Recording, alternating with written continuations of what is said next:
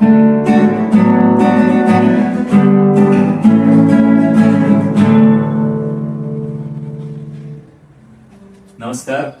Music is online guitar classes मध्ये तुमचं सर्वांचं स्वागत आहे. आमचं फेवरेट गिटार आहे, क्लासिकल गिटार आहे यामा कंपनीचं. या गिटारला नायलॉनच्या स्टिक आहे, त्याच्यामुळे हा वेगळा टोन आहे त्याचा.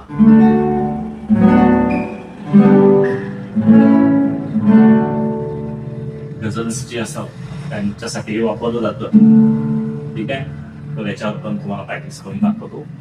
तर लास्ट टाइम आपण काय केलं होतं, 1 2 3 4 1 2 3 4. माझा हात बघा, हे पोस्चर पाहिजे पूर्णपणे, बॉडी लँग्वेज अशी पाहिजे की अंगठा तुमच्याकडे बघतोय आणि फिंगर बरोबर देत आहे. आता नेक्स्ट फिंगरचं प्रॅक्टिस कसं आहे की लास्ट टाइम तुम्ही आता त्या दरम्यान प्रॅक्टिस केला असणारच, केलंय ना, केलं तर पुढचं येणार. ठीक आहे, कारण करंगळीमध्ये तेवढी शक्ती लागणार नाही, थोडा पंच आवाज येत असा असा येऊ शकतो, दाबायचा आहे असं येऊ शकतो. तो दाबल्यानंतर म्हणजे प्रेस केल्यानंतर व्यवस्थित त्याचा आवाज येणार आहे, मग तो क्लिअर आवाज आला पाहिजे, असं नाही आला पाहिजे. तुमचं मग काय होतंय, ते तिथं फोर्स लागत नाही हे समजून घ्या.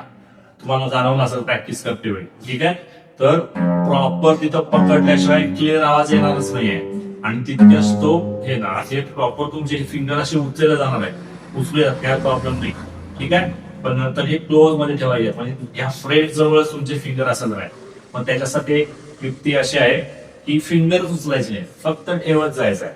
1 2 3 4 1 2 3 4. फर्स्ट फिंगर अजिबात उचलायचं नाही. फर्स्ट फिंगर ठेवले काय, या फर्स्ट फिंगर मध्ये बेस मिळालं मला, फक्त 2 3 4 हेच लावायचे.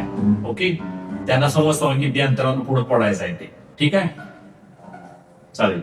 1 2 3 4.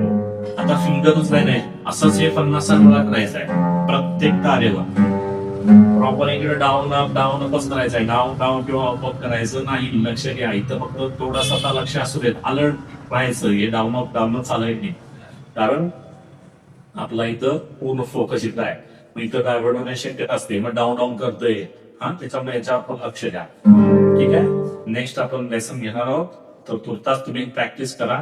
आता प्रॅक्टिस करते वेळी मेट्रोनोम्स ची उपयोग करा.